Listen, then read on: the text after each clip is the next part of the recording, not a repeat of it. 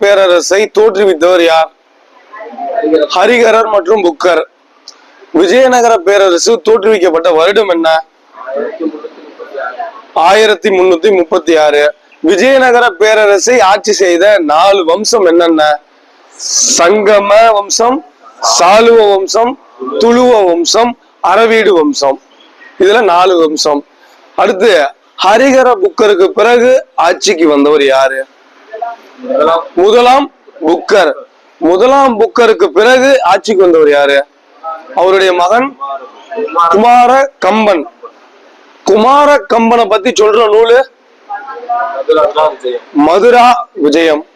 மதுரா விஜயம் அப்படிங்கிற நூல்ல என்ன சொல்லியிருக்காங்க? மதுரையுடைய படையெடுப்பு பத்தி சொல்லியிருக்காங்க.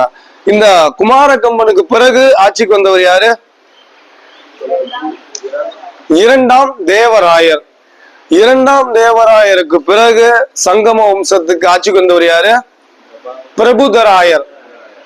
சங்கம வம்சத்துடைய கடைசி அரசர் யாரு? பிரபுதராயர். அடுத்த வம்சம் யாரு அப்படின்னா சாலுவ வம்சம். சாலுவ வம்சத்தை தோற்றுவித்தவர் யாரு? சாலுவ நரசிம்மா.